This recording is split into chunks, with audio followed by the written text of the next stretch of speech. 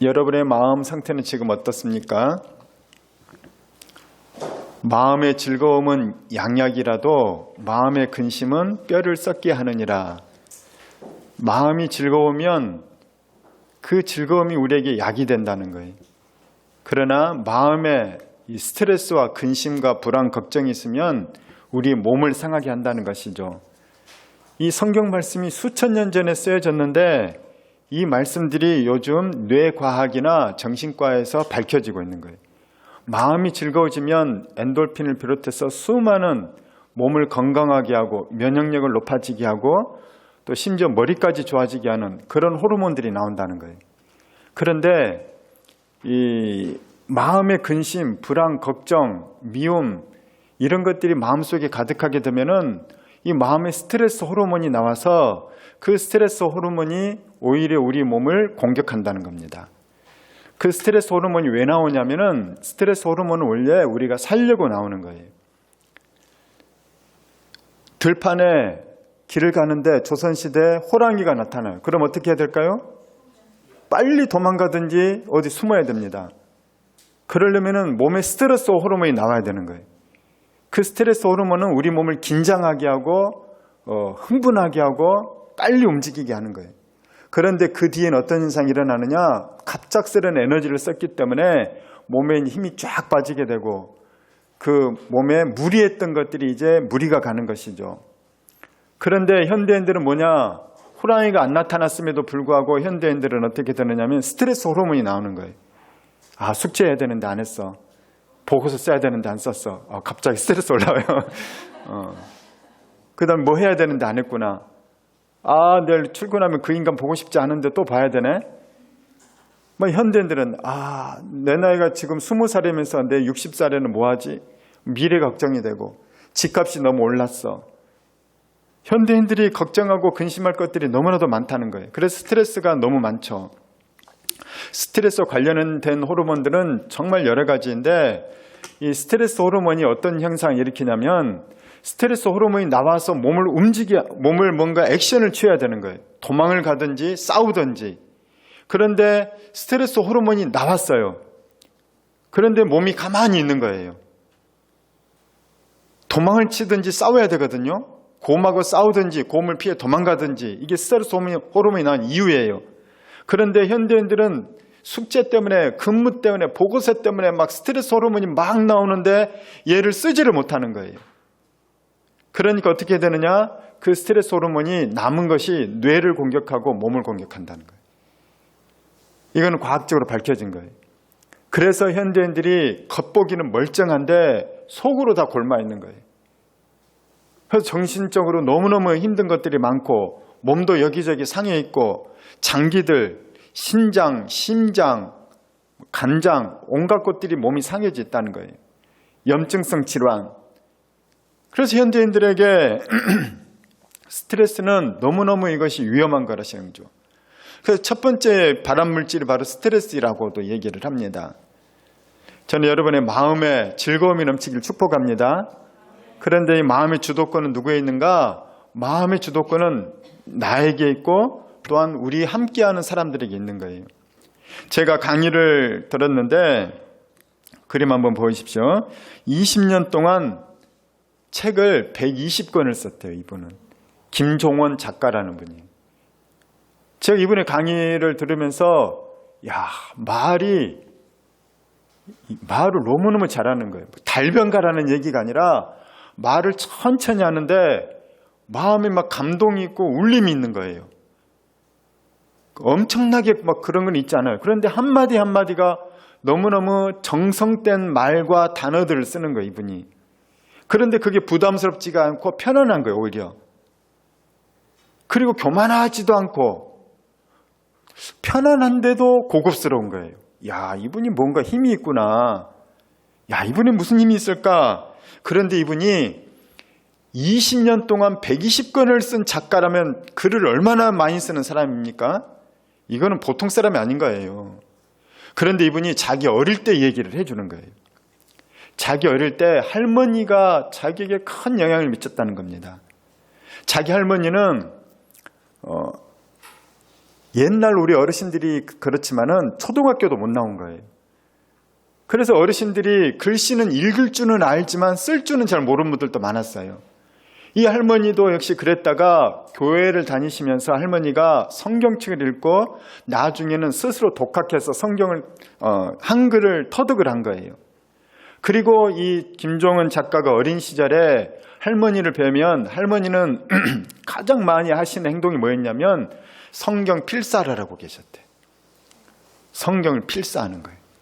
한 글자 한 글자, 한 단어 한 단어, 한마디 한마디를 깊이 묵상하면서 그 글의 정성을 다담아서 반듯반듯 예쁘게 쓰신다는 거예요. 그런데 그 할머니가 성경 필사가 얼마나 위대한 힘이 있는지를 이 김종은 작가가 깨닫게 됐다는 겁니다. 이 김종은 작가가 어릴 때 초등학교 때 국어도 못했고 글쓰기도 너무 싫어했대요. 근데 애들이 우리 방학 때 숙제 써야 되잖아요. 독후감. 독후감을 써야 되는데 너무 와닿아요. 독후감을 써야 되는데 이제 개학 날짜는 얼마 남지 않고 이제 숙제는 다 해야 되고 이 김종은 작가가 막 국어 너무 싫어. 책 읽는 거 막 힘들어. 독후감 더 힘들어. 그래서 겨우겨우 쓰는데 2시간 동안 쓰는 것을 봤더니 2줄밖에 못 썼다는 거예요. 너무 속상해 있는데 할머니가 오셔가지고 종원아 뭐하니? 그랬더니 이 김종은 작가가 뭐라고 하냐면 할머니 나 미치겠어. 여기 앞에 있는 것처럼 내가 왜 이렇게 나는 못할까? 나는 글을 못 쓰나 봐. 재능이 없나 봐.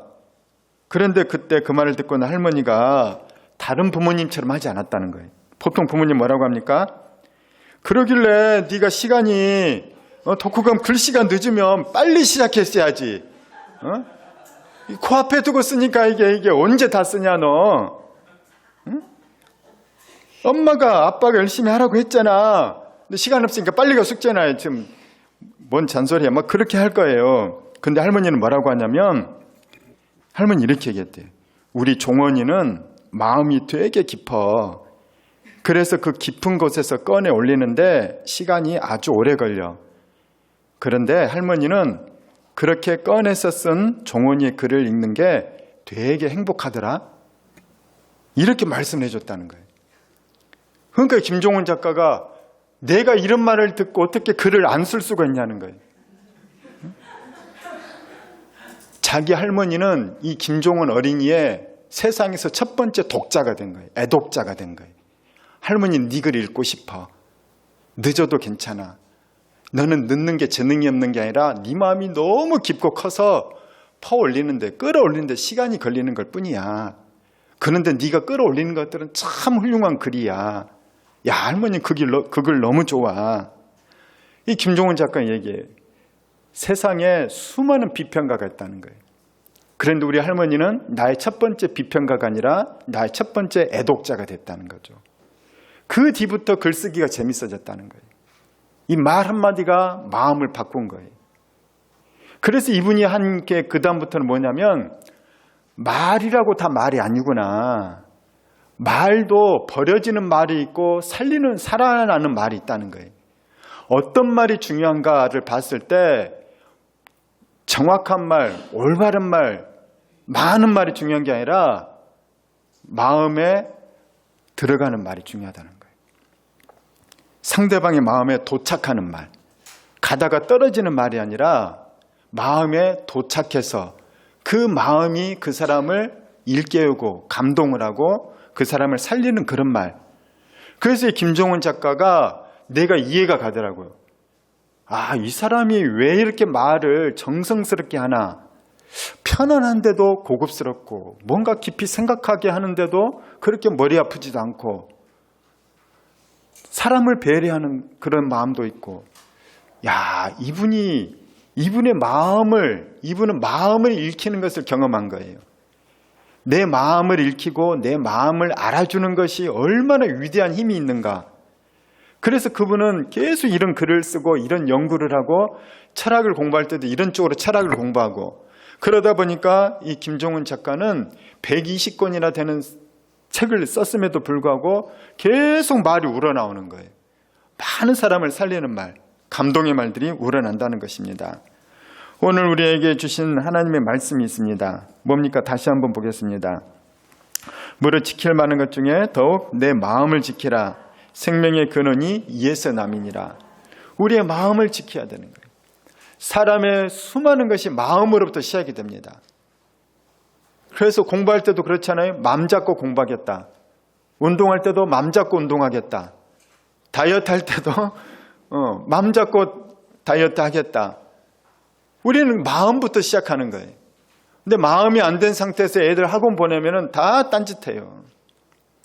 마음이 안 된 상태에서 우리가 무슨 일을 하게 되면 능률이 하나도 없는 거예요. 그런데 마음이 잡힌 상태에서는 일주일에 100시간을 일해도 그것이 전혀 힘들지 않다는 거예요. 제가 일론 머스크 얘기를 했는데 일론 머스크는 젊은 사람들 얘기를 해요. 하루 16시간 일해봤냐는 거예요. 소파에서 자면서 나 그렇게 일했다. 나는 천재고 운이 좋은 사람이 아니다. 난 노력파다. 세상 사람들이 천재라고 얘기하면 자기는 억울하다는 거예요. 나 천재 아니에요. 나 노력파예요. 일주일에 16시간 일한 사람이에요. 아니 일주일이 아니라 하루에. 일주일에 16시간 너무 좋죠. 그러면서 나는 노력파라는 거예요. 그런데 왜 그러냐? 마음이 다르니까 16시간 일하는 게 고통이 아니라 스트레스가 아니라 즐겁다는 거예요. 일하는 게 너무 즐겁다. 여러분, 하루에 1시간 일해도 마음이 이미 삐뚤어지고 마음이 사라진 사람은 그 1시간도 지겨워 죽는 거예요. 그러나 마음이 딱 바로 서고 마음이 향해 있는 사람은 16시간 일해도 즐거운 것입니다. 하나님은 우리의 마음을 보고 계시는 거예요. 우리의 마음을 다스리기를 원하신다는 겁니다. 그래서 잠언 말씀에 마음의 즐거움은 양약, 좋은 약이라도 마음의 근심은 사람을 한 뼈가 마르게 한다는 거예요. 그러니까 마음을 잘 관리해야 된다. 나의 마음을 잘 관리할 뿐만 아니라 상대방의 마음도 잘 관리할 수 있도록 우리가 마음을 살리고 마음을 세우고 마음을 돕는 그런 말들을 해야 된다는 거예요. 저는 우리 교회가 그런 교회 되길 축복합니다. 여러분의 가정이 그런 가정 되길 축복합니다. 그래서 나오는 대로 말하지 말고 마음을 살리는 말, 마음이 즐거워지는 말, 마음에 생명이 있는 말, 그런 말들을 해라는 거예요. 근데 이거는 생각하지 않으면 안 되는 거예요. 우리 지난주에 주제는 생각이었어요. 오늘은 마음입니다. 언뜻 비슷한 것 같지만 약간 다르죠. 생각은 think고 마음은 mind인 거예요. 생각은 지적인 영역이 좀 더 강합니다. 마음은 감성과 전인격적인 영역이 좀 더 강해요. 근데 둘 다 중요한 건 뭐냐면 의지적인 것인 거, 의지적인 것. 생각도 긍정적으로 생각하는 것, 마음도 긍정적인 마음을 먹는 것. 이것은 나의 의지적인 영역인 것이에요. 주님께서는 마음이 얼마나 소중하냐면 마음이 살고 죽는 데 관련된다는 겁니다. 생명의 근원이 마음에서 나온다는 거예요. 그렇죠? 마음이 무너지면 죽어요. 어떤 상황에서든지 마음이 살아있으면 사는 거예요. 저는 어릴 때 몸이 자주 아팠어요. 보기와 다르게 굉장히 저는 예민하고 섬세한 문학적 감수성을 갖고 있었어요. 저는 어릴 때 봄의 향기가 늘 느껴졌어요. 지나가다가 들꽃이 있으면은 꽃을 한참 바라봤어요. 이 조그만 보라색 제비꽃, 노란 꽃들 보면 너무너무 예쁜 거예요. 그 풀 향기가 얼마나 내 이 자극을 신선하게 만드는지 몰라요. 근데 이 마음이 예민한 사람이 특징이 있는데 뭐냐면 이 남의 말 한마디, 사건 하나에 쉽게 마음이 막 흔들리는 거예요. 그런데 우리 어릴 때는 새마을운동 시대잖아요. 하면 된다. 하면 된다. 군대에서는 뭐 하라면 뭐 해. 이런 것들이 있기 때문에 근데 그게 부작용도 있고 단점도 있지만은 장점도 또한 있는 거예요. 그때 나는 마음을 많이 잡은 거예요. 해보지 뭐.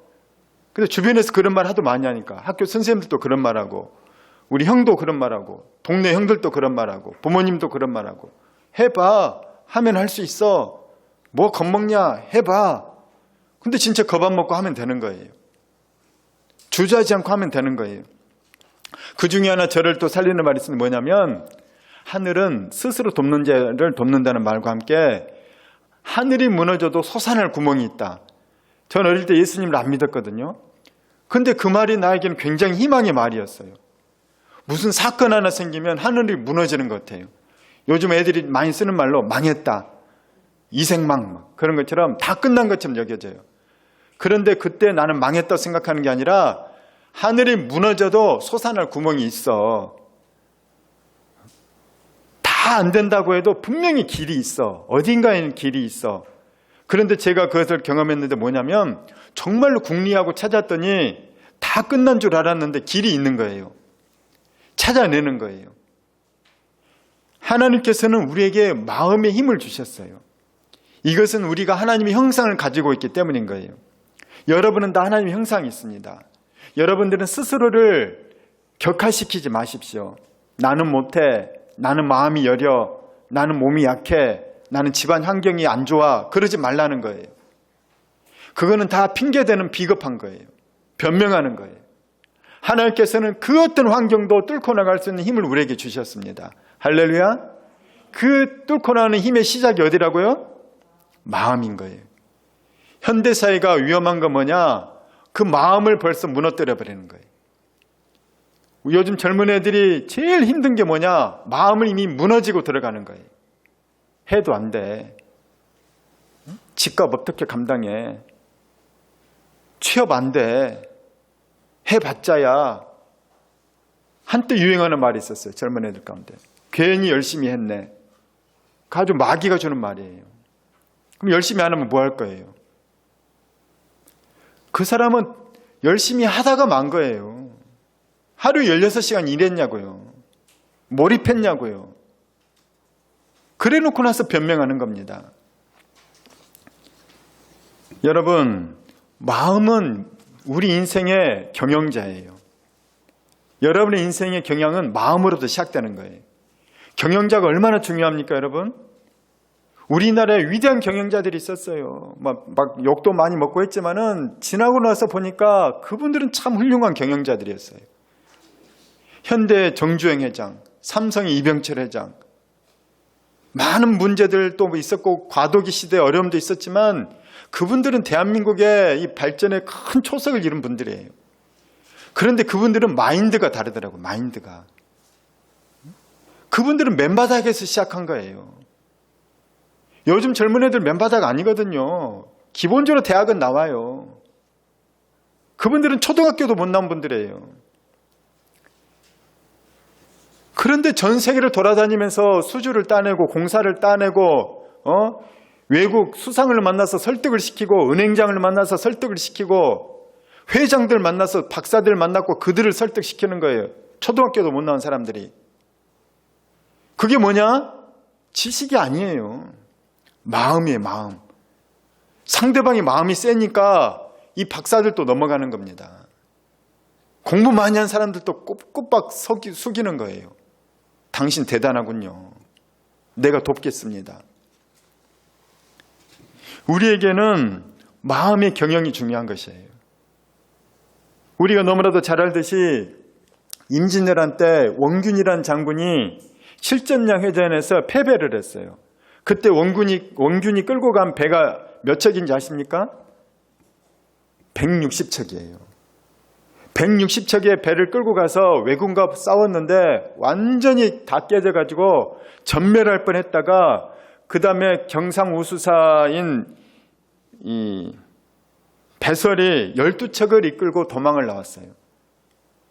그 배설이 12척 이끌고 도망 나와서 겨우 정박해서 저기 숨겨놓은 그 배를 나중에 이순신 장군이 복귀가 되면서 그 12척으로 왜군 300척을 상대를 한 거예요. 명랑해전에서 12척으로 나중에 한 척을 건조해서 13척이 됐는데 그 배로 300척을 물리쳐버린 거라는 거예요. 원균인가 이순신인가? 여러분의 마음도 똑같아요. 내 마음이 이순신이면 승리하는 거고 내 마음이 원균이면 지는 거예요. 저는 여러분의 마음이 승리하는 경영자가 되길 축복합니다. 인생이 죽고 사는 것은 우리의 마음의 결정인 거예요. 내가 하기로 결심하고 길이 있다고 반드시 솟아날 구멍이 있다고 하면 열어주시는 거예요. 그 길을 찾아내는 것입니다. 구하고 찾고 두드리는 자가 바로 그 길을 찾아내고 얻어내고 열리는 것입니다. 하나님께서는 우리에게 그렇게 우리를 다스리시고 우리를 축복하고 우리에게 생명을 주길 원하신다는 겁니다. 그런데 우리가 마음이 바뀌는 건 뭐냐? 마음이 떠났을 때는 마음이 흐트러지는 거예요. 마음이 딴 데가 있으면, 마음이 콩밭에 가 있으면 공부가 안 돼요. 마음이 딴 데가 있으면 회사 일도 안 되는 거예요. 마음이 딴 데가 있으면 가정도 무너져요. 남편이 딴 여자 생각하고 있어요. 부인이 딴 남자 생각하고 있어요. 그 가정이 어떻게 되겠냐는 거예요. 마음이 떠나면 무너지는 겁니다. 그런데 이것은 하나님과의 우리의 관계도 마찬가지인 거예요. 사람이 진짜로 강해지는 것은 사람에게는 늘 한계가 있어요. 내 마음먹은 대로 사실은 되지 않거든요. 이래야 된다는 걸 다 알아요. 그런데 안 되잖아요. 공부해야 되는 걸 알아요. 숙제 미리미리 해야 되는 거 알아요. 보고서 미리미리 만들어야 되는 거 알죠. 내가 이래서는 안 되는 걸 알아요. 그런데 하지 말아야 될 걸 한다는 겁니다. 왜냐? 마음을 다스리지 못하니까. 왜 우리는 마음을 다스리지 못할까? 마음이 구멍이 났기 때문인 거예요. 마음이 자꾸 딴 데로 가는 거예요. 콩밭으로 가고 저기로 가고 있어야 될 곳에 있지 못하는 거예요. 마음이. 그런데 이것은 신앙에도 심각한 문제인 것이에요. 하나님께서는 우리 마음을 아주 중요하게 보셨어요. 마음이 흐트러지고 마음이 무너지면 이 사람은 무너지는 거예요. 교회를 아무리 나와도 예배를 아무리 잘 드린 것 같아도 마음이 딴 데가 있으면 그 사람은 이미 신앙이 무너진 거예요. 이스라엘 백성이 그랬어요. 이스라엘 백성은 예배를 잘 드렸어요. 안식일마다 짐승을 잡아서 하나님께 예배를 드렸어요. 그런데 하나님은 그들을 매우 책망하고 싫어하십니다. 왜냐? 마음이 터졌다는 거예요. 자, 예레미야 2장 13절 시작. 내 백성이 두 가지 악을 행하였나니 곧 그들이 생수에 거는 데는 나를 버린 것과 스스로 웅덩이를 판 것인데 그것은 그 물을 가두지 못한 터진 웅덩이니라. 하나님께서는 그들이 마음으로 하나님을 버렸다는 거예요. 겉으로는 하나님께 예배를 드렸거든요. 예레미야 시대. 겉으로는 예배 잘 드렸어요. 근데 주일에는 예배를 드리고 주중에는 뭐 하나 봤더니 가나안 바알과 아세라 신에게 가서 우상 숭배하고 있는 거예요. 세상을 섬기고 있는 거죠. 그것은 하나님을 섬기는 게 아니라는 거예요. 하나님을 버렸다는 것이죠. 왜 그런가 봤더니 그들에게는 물을 가두지 못한 웅덩이라는, 그들의 마음은 물을 가두지 못해요. 그들의 마음에는 하나님이 없어요. 그들의 마음에 하나님 말씀이 없어요. 그들의 마음에는 하나님께 대한 믿음이 없는 거예요. 그들의 마음에는 하나님께 대한 사랑이 없다는 거예요. 그 터진 웅덩이들 이제 곧 망하는 거죠. 있으나만 하기 때문에. 마음의 경영은 내가 하는 거예요. 터진 웅덩이를 막아야 돼요. 마음을 잡아야 되는 거예요. 마음을 향해야 되는 것이죠. 마음은 누가 와서 지켜주는 게 아닙니다. 마음은 내가 지키는 거예요. 내가 결정하는 것이에요. 하나님께서는 우리에게 그런 큰 능력을 주셨어요. 하나님의 형상과 모양인 인간들에게는. 그래서 마음이 약한 것 같지만 인간은 굉장히 강한 마음을 갖고 있습니다. 마음을 지키고 안 지키고는 나한테 달려있고 그 경영권은 바로 나에게 있다는 것이죠. 그래서 하나님께서는 뭐라고 하냐면 그 마음은 정말로 하루에도 12번이 바뀌는 게 마음이고 이 마음을 잡기는 너무 힘들다는 거예요. 그래서 하나님께서는 뭐라고 하냐면 하나님의 말씀이 너희들의 마음을 지배하지 않으면, 말씀이 너희의 마음을 지켜주지 않으면 마음은 자꾸 딴 데로 가고 마음은 자꾸 빼먹게 되고 마음은 자꾸 딴짓을 한다는 거예요. 그래서 마음을 지키라. 마음을 지키는 방법이 이 성경에서 뭐라고 얘기하냐면 마음판에 새기라는 거예요. 하나님 말씀을. 새긴다는 의미는 잉크로 쓰는 것과 다릅니다. 바위에다가 글을 한번 써보십시오. 바위에다 글을 쓰면 비가 오면 지워져요. 또 누가 수세미로 지우면 지워집니다. 그러나 바위에다가 정을 가지고 깨서 바위에다 글씨를 새기면은 이거는 수백 년, 수천 년 지나도 글씨판이 남아있어요. 우리 마음판도 마찬가지예요. 마음에 돌에 글씨를 새기듯이 마음에 그렇게 새기라는 거예요. 하나님 말씀을. 새기다 못해서 손과 이마에 이것을 붙이라는 거예요. 들고 다니라는 거예요. 왜 손과 이마에 붙이냐? 손은 항상 내가 보는 거예요. 이마는 누가 보죠? 상대방이 보는 거예요. 그 환경을 만들라는 것입니다. 마음으로 아무리 하려고 해도 환경을 바꾸지 않으면 마음은 금방 변하는 거예요. 그래서 마음을 다잡을 환경을 만들라는 거예요. 마음을 다잡을 환경이 뭐냐? 그것은 바로 현대인들은 뭐라고 이것을 얘기하냐면 습관이라고 얘기를 합니다. 습관, 루틴. 여러분 큐티하고 계시죠? 큐티는 생각하면 안 돼요. 그냥 큐티는 당연히 하는 거예요. 아침에 일어나서도 마찬가지예요. 아침에 일어나서 하는 기도는 당연히 하는 거예요. 길게 하지 않아도 돼요. 10초를 해도 되고 30초를 해도 됩니다. 주님 오늘 나와 함께 해주시옵소서. 성령님 함께 해주세요. 성령님 지혜를 주세요. 성령님 저를 지켜주세요. 성령님 우리 가족을 지켜주세요. 그 정도만 기도해도 되는 거예요. 저녁에 자기 전에는 하루를 한번 되돌아보면서 감사기도, 회개기도, 은혜의 기도, 성찰의 기도, 그런 기도를 하고 간구의 기도도 하고 그런 것들은 마음판에 새기는 거예요. 새기는 거. 손에 붙이고 이마에 붙이는 거. 자, 자음은 3장 3에서 5절입니다. 시작. 인자와 진리가 내게서 떠나지 말게 하고 그것을 내 목에 매며 내 마음판에 새기라. 그리하면 내가 하나님과 사람 앞에서 은총과 귀중히 여김을 받으리라. 너는 마음을 다하며 여호와를 신뢰하고 내 명체를 의지하지 말라. 마음판에 새길 때 하나님과 사람 앞에서 은총과 귀중히 여김을 받습니다. 여러분의 인생이 꼬입니까? 여러분의 인생이 좀 너무 경박합니까? 여러분 인생이 되는 대로 원하는 대로 가지 않습니까? 하나님과 사람에게 우리가 사랑받고 인정받고 은총과 귀중히 여김을 받으려면 마음을 잡아야 되는 거예요. 마음이 굳건해야 되는 것이죠.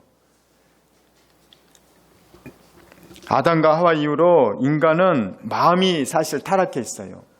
그래서 우리의 마음은 원하는 대로 갈 수가 없습니다. 타락한 마음은 이 타락한 마음 속에는 선을 행하고자 하는 마음도 있고 악을 행하고자 하는 마음도 있어요. 타락한 마음에는 올바른 삶을 살고자 하는 마음도 있지만 막 살고 싶은 마음도 있는 거예요. 이 타락한 마음에는 그것이 오염되어 있는 것이에요. 우리가 깨끗한 생수가 있지만 거기에 잉크 한 방울 떨어뜨리면 생수도 있지만 잉크의 얼룩도 있는 것입니다. 인간은 하나님의 형상이지만 그곳 속에 타락이 들어와 있는 거예요. 오염이 되어 있는 거예요. 그래서 선한 것도 있고 악한 것도 함께 있는 것입니다.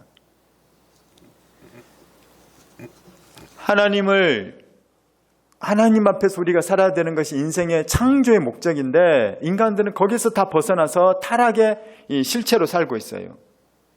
우리 로마서 1장 21절 시작. 하나님을 알되 하나님을 영화롭게도 아니하며 감사하지도 아니하고 오히려 그 생각이 허망해지며 미련한 마음이 어두워졌나니. 사람은 생각과 마음이 이미 타락해 있어요. 그래서 하나님을 예배하고 싶지 않은 거예요. 전도를 하면 왜 세상 사람들이 교회 안 오냐? 예배하고 싶지 않기 때문에. 왜 예배하고 싶지 않는가? 마음과 생각이 타락해서 어두워져서 그런 거예요. 그들의 마음을 밝혀주는 것이 하나님 말씀이고 그들의 마음이 교회로 오게 하는 것이 우리의 사랑이고 섬김인 것이에요. 그런데 우리는 어떠냐는 거예요. 예수 믿어도 마찬가지예요. 천국 가기 전까지는 우리에게는 죄성이 아직도 이 철회되지 않은 옛사람의 죄성이 남아있는 것입니다. 그래서 예배를 소홀히 하고 예배 드려지고 싶지 않은 거예요. 그럴 때 어떻게 하라고요? 마음에 새기고 붙이고 붙여서 루틴이 되게 하고 습관이 되게 하는 거예요. 예수님도 성경에 보면 습관적으로 산에 가서 기도하셨다는 거예요. 습관의 힘은 굉장히 강력한 것이에요. 우리의 뇌는 습관이 되면 힘들지 않아요. 그런데 습관이 안 되면 항상 힘들어요. 습관이 돼버리면 별거 아니거든요. 아침에 일어나는 거, 일어나자 운동하는 거, 기도하는 거 습관 되면 안 힘들어요. 근데 습관이 안 된 사람은 저항이 일어나요. 하나님께서는 우리에게 뭘 알려주냐? 습관이 되게 하라는 것입니다. 매 절기마다 예배를 드려라. 안식일은 철저하게 지켜라. 습관이 되게 하라는 거예요. 그런데 그 습관이 우리를 살리는 거예요. 마음을 지키게 하는 거예요. 하나님의 말씀을 암송을 해라. 마음에 새겨라. 그것이 너에게 새겨졌을 때 너를 살린다는 거예요. 타락한 인간 속에는 늘 이 타락한 마음이 상존해요. 존재해요. 자, 마가복음 7장입니다. 시작. 속에서 곧 사람의 마음에서 나오는 것은 악한 생각 곧 음란과 도둑질과 살인과 간음과 탐욕과 악독과 속임과 음탕과 질투와 비방과 교만과 우매함이니 이 모든 악한 것이 다 속에서 나와서 사람을 더럽게 하느니라. 사람을 타락시키는 그 근본은 어디 있느냐? 속에 마음에 있는 거예요. 마음에 있는 이 악한 것들을 제어하지 못하고 다스리지 못하면 이것들이 우리를 지배합니다. 우리는 이것들을 청소해야 돼요. 이것들을 컨트롤해야 돼요. 그래서 우리는 마음을 씻어야 되는 것입니다. 자, 예레미야 4장 14절 시작. 예루살렘아, 내 마음의 악을 씻어버리라. 그리하면 구원을 얻으리라. 내 악한 생각이 내 속에 얼마나 오래 머물겠느냐. 악을 씻어내야, 마음을 씻어내야 우리가 구원으로 가는 것입니다. 왜 예수님께서 십자가에서 피 흘려 죽으셨는가? 그 피가 우리의 악을 씻어내기 때문인 거예요.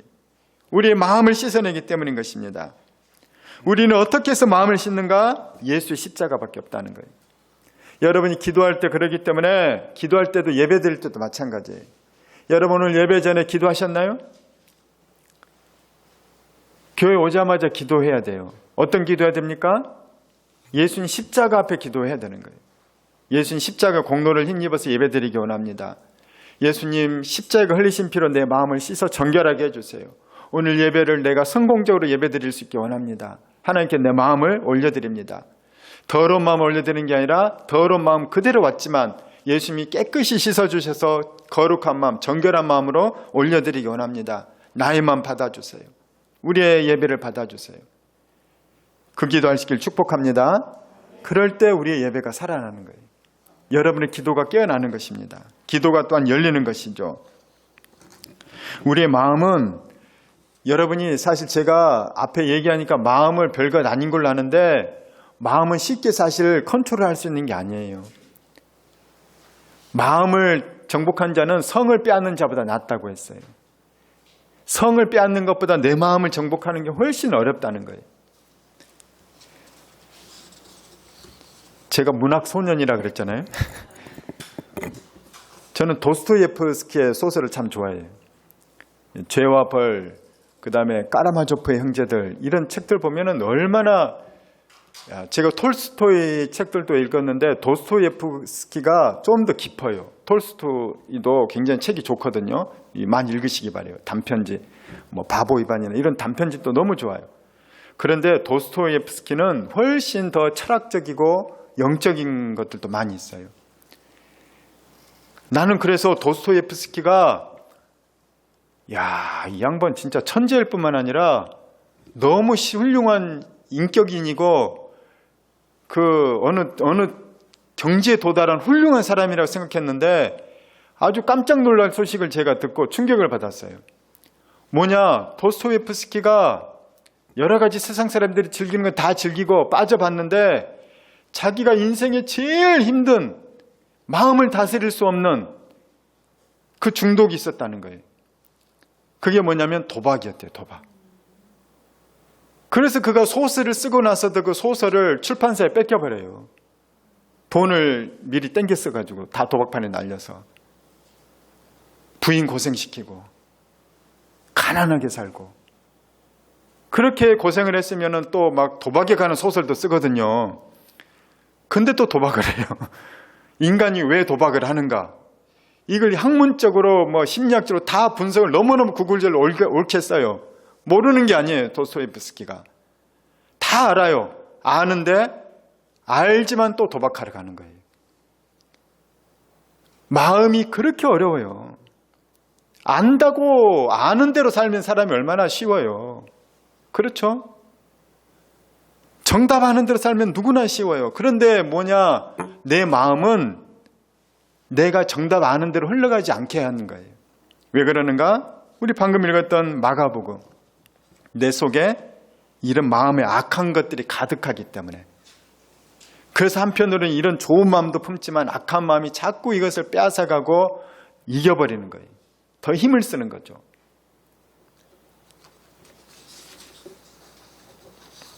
여러분의 현재 마음 상태는 어떻습니까?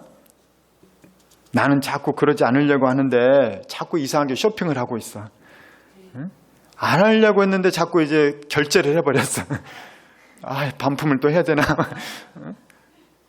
쌓인 게 몇 개고 뜯지 않은 쇼핑 박스가 몇 개인 사람들도 있고, 방을 치워야 되는데 자꾸 안 치우고 있는 거고, 내가 말을 좀 예쁘게 해야지 했는데 말이 벌써 막 세게 나가는 거예요.